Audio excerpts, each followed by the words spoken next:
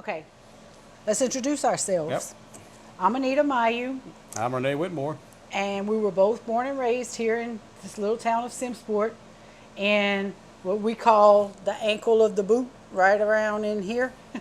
We'll put a map up to For show those you people exactly where it is in Avals Parish, Louisiana. And some of you may have been here and didn't even know. It's considered central Louisiana.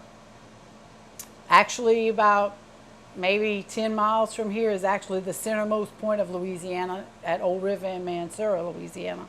So we're very near the center of Louisiana.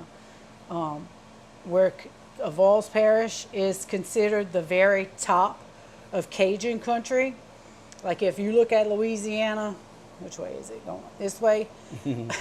We're right here, and Cajun country kind of goes at a triangle down like this. So right before you get to Lake Charles, it kind of ends, and right, I'm not going to say Baton Rouge because Baton Rouge is kind of not Cajun, but below that, like Houma, Morgan City.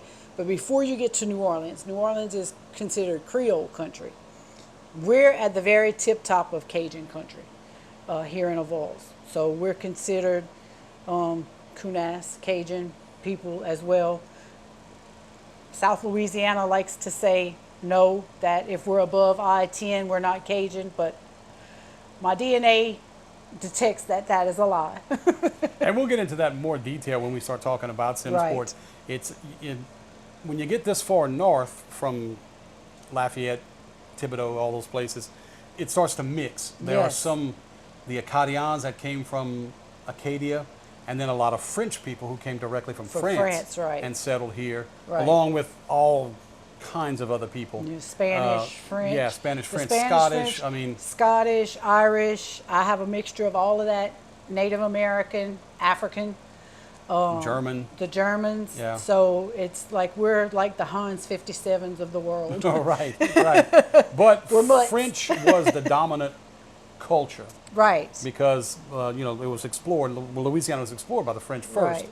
And so original settlements were mostly French. And one of our episodes will go into the Cajun French language, which is a mixture. It's a patois language of French, Spanish, Native American. It was a way that our ancestors were able to communicate with the natives and the African people here, because a lot of our ancestors were considered poor, and some of mine I know were slaves in Nova Scotia, which is Santo Domingo, back in the day when they were exiled out of Nova Scotia. So we'll touch on some of that. The podcast that we're doing is going to be a mixture of the history of Louisiana, the Cajun people, the Native Americans, and our language, our food ways, our culture. And then some of it's going to be a lot of funny stuff, hopefully. Yeah, and one thing about the history, we do not claim to be, nor are we, Experts. historians. So we may get some things wrong. It's a lot of folklore. Yeah, too. a lot of things we heard growing up yeah. that when you research turn out not to be all as accurate as you Right. thought. So, but that generates conversation. It does. And that's what we want to do, because Cajuns like to talk. Yeah. I'm already using my hands. All so- right. Don't knock over the water. I know, yeah, I'm going to the front. So it's just to educate the world about our culture and our ways and our way of life here, and also to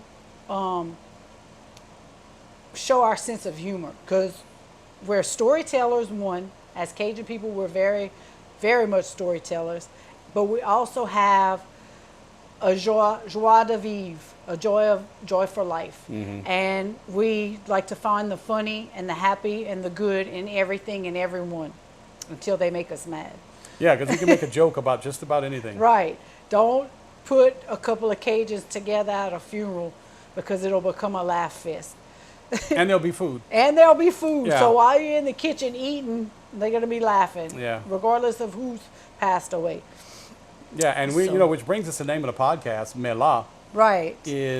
literally means, But then, or well then. yeah, That's the educational translation, the Yeah, the official literal literal definition of Mela. is the word for but or well, and la is could be then, that, Yeah, that, this. this, yeah. that, you know, like when you say lapin, that rabbit. So as Cajuns, though, we take a lot of French terms and use them for our own. We kind of like, Yeah, it's basically a slang. it's a slang. It's yeah. a French slang that's developed, and it's sometimes it's different in Avoyelles French culture as Right. compared to South New Louisiana. Iberia French Yeah. culture, you know, or Lafayette French culture. Yes. So Mela was one of the things that we grew up with, Yeah. and that's what we want to talk about. We wanted to call the podcast Mela because it could apply to Anything. if things go wrong, if things go go well, right. if something aggravates you, if Something makes you happy. right, it could be Mela. It's a expressive term, kind of like, oh shit, excuse my language, or you know, f that, whatever. It could be like he just dropped his water. Oh, that's a man law moment. Yeah. Man law, you spilled your water. Or it could be, did you hear that so and so won the lottery? Man law, I can't believe somebody in Yep. Sisport finally won the lottery. Yep. You know, it could be a term of expression for anything.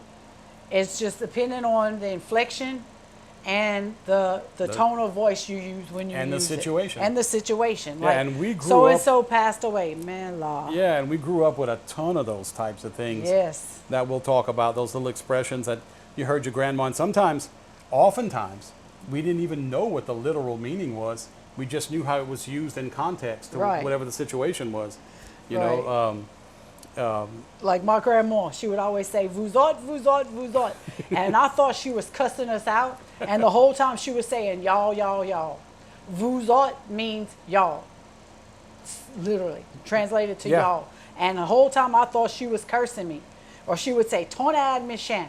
And I was like, oh Lord, I'm in trouble now because she said ton ad méchant. Yeah. And the whole time it means thunder my dog or lightning strike my dog. yeah. And I'm like, why does she want thunder to strike her And dog? once again, it's a exasperative. It's just a term. expression, yeah. This is a term of frustration, and it sounds like it would mean something horrible when it's said in French, but when you translate it to English, it's kind of like, well, that doesn't make sense. And for all those people who do speak what Cajun our grandparents would refer to as Parisian French, Right. or formal French, you're going to find out that we don't pronounce a lot of things the same way that they do Right. in, you know, like chat Yeah. is chérie. Mon cher. Yeah, Mon cher. yeah, it's my dear, you Yeah. know. Or like when they say, pauvre petite bête, Yeah, it's supposed to be pauvre petit.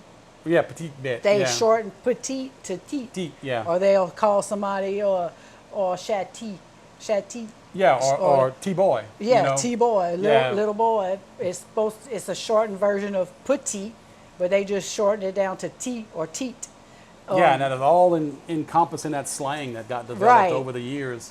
And if you try to translate it literally or in Parisian French terms, it doesn't make sense.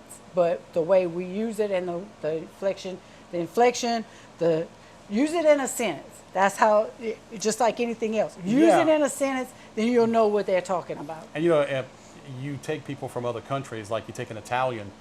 I knew a guy in Houston that was Italian, and he had a hard time with English. He said it was so hard because we use so much slang. Right. Like if you say, that's cool, okay, then we're talking about temperature, Yeah. you know, because that's the literal translation Right. of it. But the slang version means that's okay, that's all right, that's good, Right. you know.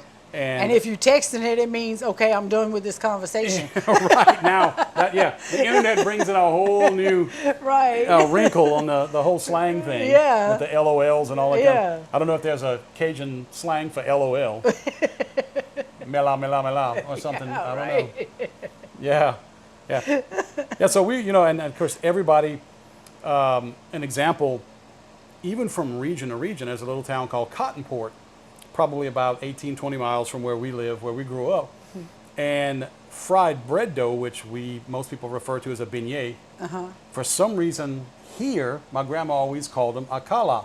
A collard, yeah. But in Cottonport, they call them a lun de boeuf, Lun de boeuf. which literally means cow tongue, I think. Yeah, because Yeah. it looks like it. Right, They the way make it's that shaped. that Right. big flat patty. Right, Now, yeah. My grandma in Plocherville called them Johnny Kits Oh, or Johnny Cake yeah. or Lung de boeuf Right, or collard. right. My grandma here, and they spoke French too, but she would just call it fried bread dough. Yeah. You want some fried bread? Some fried bread, yeah. A fried biscuit? You Yeah. know? So, but they spoke French, but they didn't call it any like French term. Right. You know, there was no French term that they used to describe it. My grandmother and them in Plocherville were more, they're more Parisian French. Yeah. Their ancestors come from Paris, but they still spoke the Cajun language fluently. Yeah. My mom still speaks Yeah. it fluently. But my grandmother and grandfather here, which were both Cajun French. In fact, my grandfather is actually a descendant of the Acadians that came from Nova Scotia. Right. His family. And I found my grandparents in Plocherville were more French than Yeah, them. well, you had a lot of people that did come directly from France, especially Napoleonic soldiers. Right. You have right outside a little town called Moreville on Highway 1, there's an area called Borodino, Oh, yeah. which is from Borodino, Spain, where they fought. The town Mansoura is from Mansoura, Egypt. They just dropped the H off the end for some Oh, reason. really? Yeah, and so those Napoleonic soldiers that fought in those Well, places. Hamburg, from Hamburg, Germany. Right, and you had a German Right. influx that came in, yeah, so it's probably a unique mix. Right. Maybe only around New Iberia, where you have a lot of Spanish influence. Does it get mixed up as? Yeah, because Iberia much is as it- Iberian Isles. That's where a lot of my DNA Yeah. comes from. I had never even heard of that. Right. Yeah. And they're actually Portuguese. It's See, where the yeah. Portuguese are from. That's where Brazil and all that. That's the Yeah. Portuguese come from Iberia, the Iberian Isles. Mm-hmm. When I saw that on my DNA, I was like, my family's not from New Iberia. But when I looked it up, the Iberian Peninsula is actually Spanish. the berry. Yeah. Yeah. So that was an interesting Yeah, thing. yeah. But also, like all of the towns here in Avoyelles Parish, most of them. Damn, that's 2 minutes already. Yeah. Most of them are named, have the surname of whoever discovered them. Like Plocherville was a Plocher. Yeah. Moreville was a Moro. Cotton Port was because it was a cotton port. Yeah. Simsport was Captain Sims, that he was a captain of. Yeah. Bennett B. Sims. He was one of the original. He actually came from, I think, Massachusetts. Or Was something. it during the Civil War? It was before the before Civil the way Civil before War. the Civil War. Yeah. Okay, so Simsport is named after Captain Sims. So a lot of the towns here, Marksville, the guy Mark, his last name was Mark, had a wagon wheel broken and stopped there and ended up making a town. Now Bunky Mela, I don't know where they got that from. Bunky actually is the name. The guy is a guy, I can't remember. We're going to have to do some research on that. But it's named after the guy that founded Bunky, his daughter's stuffed monkey Oh, that is she where that came called from? Bunky. It was a stuffed monkey doll that she had. Yeah. And they named the town after her stuffed monkey. Yeah, and if you know what your town is named after, put it in Yes. the comments Tell down us- at the bottom. Tell us your history of your Yeah, town. the legends and stories that you heard when you were And coming if up. it's interesting enough, we'll highlight it on our next episode. That's right. you That's know? right. We want to interact with our audience. We want y'all to participate. We want you to tell us stories that we may not know. And if they're interesting enough, we may call you for an interview.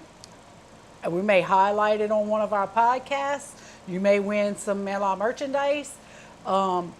Anything. It's going to be a toss-up to what we use. And it may not be the next episode. It may be 10 episodes from now. But your story may pertain to something that we're talking about in our podcast. Yeah. And it could get pulled and highlighted in one of our future episodes. Yep. So I want to thank everybody for joining our initial episode that's right. of Mela. Don't forget to like and subscribe.